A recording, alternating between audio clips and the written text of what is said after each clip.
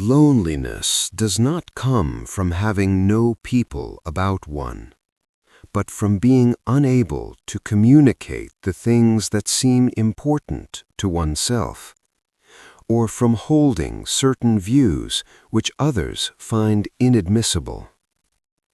You know this feeling, don't you? It usually hits you when you are completely surrounded by people. Perhaps you are sitting at a crowded dinner table or standing in a room full of acquaintances. There is a sudden physical shift, a tightening in the center of your chest, a cold, hollow echo that drops all the way down into your stomach. You look at the mouths moving around you, the endless looping rhythms of small talk, and suddenly, everyone feels millions of miles away. Your jaw aches from holding up the corners of a smile you don't actually feel. Your eyes feel heavy, exhausted by the sheer, crushing weight of pretending that you care about the trivialities they are discussing, pretending that you are not quietly suffocating inside your own mind. You ask yourself, why is it so incredibly hard for me to just exist like they do? Why does the world feel so violently loud, yet so unbearably empty? If you have felt this haunting separation, this invisible glass wall between you and the rest of humanity, do not assume that you are broken.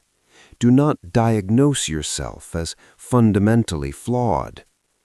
If you feel this agonizing brand of isolation, it is simply because your mind works differently, and you are paying the heavy, inevitable tax of carrying a deeper awareness.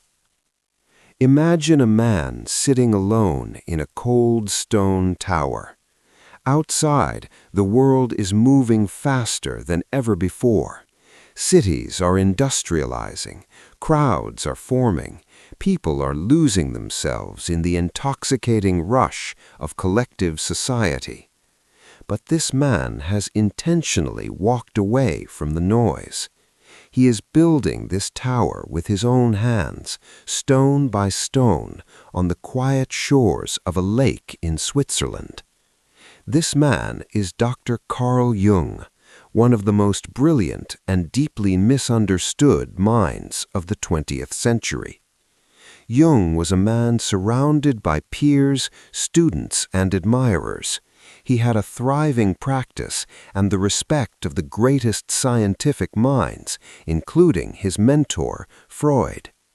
Yet Jung was completely, utterly alone, because Jung saw a reality that the people around him refused to see. He realized that the modern world was sleepwalking. When Jung tried to communicate his deepest visions, the mysterious dark waters of the human psyche, he was met with blank stares. He was mocked.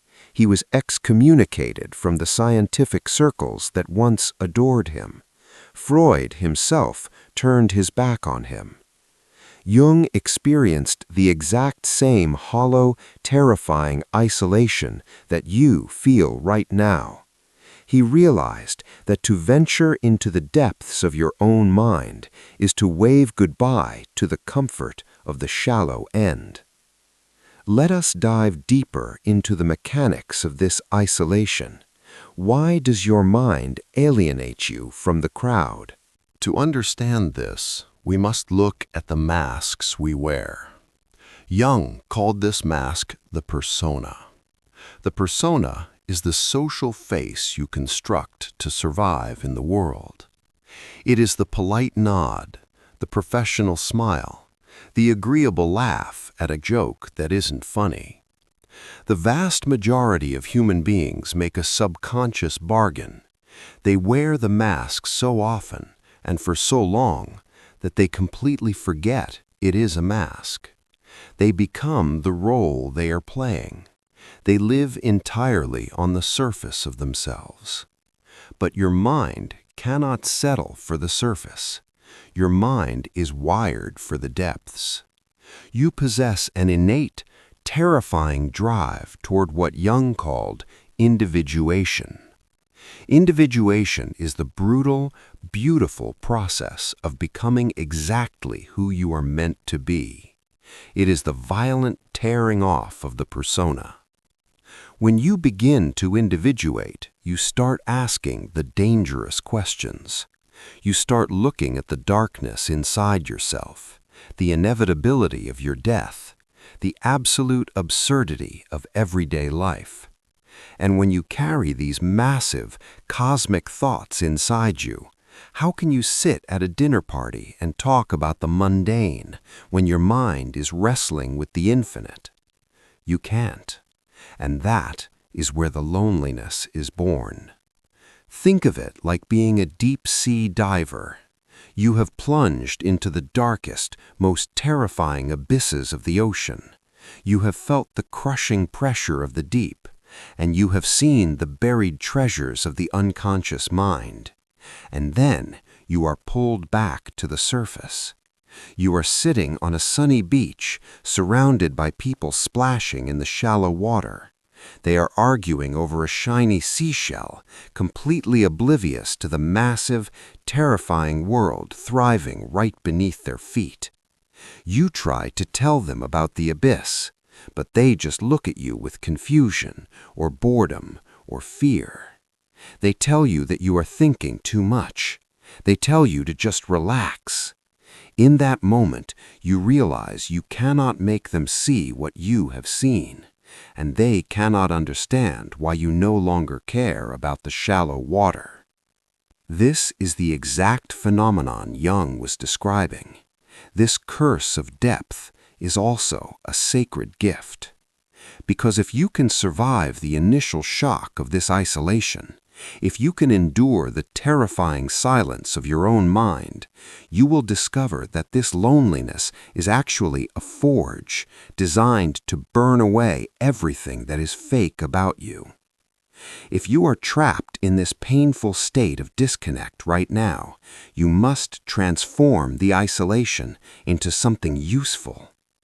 Here are 3 distinct, actionable steps to navigate the burden of a deeply wired mind. Step 1. Accept the isolation as initiation. The greatest mistake you are making right now is fighting the loneliness.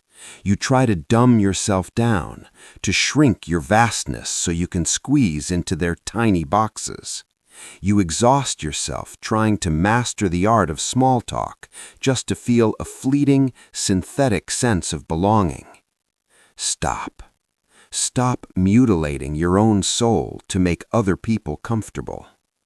Jung taught that periods of intense isolation are not punishments, they are necessary initiations. In alchemy, before base metal can be turned into gold, it must be placed inside a hermetically sealed vessel. It must be completely cut off from the outside world. It must be contained so the pressure can build and the transformation can occur. Your loneliness is that alchemical vessel. You have been separated from the crowd so that you can hear your own voice. When the hollow feeling hits you at that dinner party, don't panic. Let the mask drop. Give yourself permission to be the quiet observer in the room. Accept that you are undergoing a psychological shedding of skin. Step 2. Build the bridge of the self. When you cannot communicate your inner world to the people around you, the pressure inside you builds to a toxic level. If you cannot talk to them, you must learn to talk to the only entity that can truly understand you, yourself. Jung developed a technique called active imagination. Your mind is not a lonely place. It is deeply populated with archetypes, buried emotions, and hidden wisdom. You must build a bridge to these inner figures. How do you do this practically? You create. You stop waiting for an external audience, and you start translating your internal world into the physical realm. Write relentlessly. Not to be published, not to be praised, but simply to evacuate the terrifying depths of your mind onto a piece of paper. Paint, draw, compose, build. When Jung was completely isolated, terrified that he was losing his mind, he locked himself away and wrote the Red Book. He painted his nightmares. He spoke to his inner demons. You must do the same. You must become the architect of your own inner landscape. When you learn to communicate clearly with yourself, the desperate clawing need to be understood by the shallow crowd completely vanishes. Step 3. The search for the strange. Once you have accepted the isolation and grounded yourself in your own depth, you will realize something beautiful. You are not entirely alone in this world. There are others, deep-sea divers. There are others who have descended into the pressure, who have seen the monsters and the miracles. But you will never, ever find them if you keep wearing your persona. If you keep pretending to be normal, you are acting as camouflage. You are broadcasting a signal that says, I am just like everyone else, and the other deep-sea divers will look right past you. To find your true tribe, you must have the terrifying courage to drop the mask. You must start speaking the inadmissible views. Start the strange conversation. Bring up the deep philosophical question at the mundane gathering. Fly your weird, authentic flag as high as you possibly can. Yes, this will repel the vast majority of people. Let them pull away. Their departure is a necessary clearing of space. Because when you broadcast your true frequency, it acts as a homing beacon. Eventually, someone across the room or across the world will catch the resonance of your truth. They will recognize the depth in your eyes because it matches their own. When two individuated minds collide in a world obsessed with conformity, the connection transcends normal friendship. It is a union of souls. But you have to be willing to be misunderstood by the many, to be deeply understood by the few. You have to be willing to be the outsider, the weirdo. True belonging never comes from conforming. It only comes from standing entirely in your own truth and waiting for the right people to recognize the light.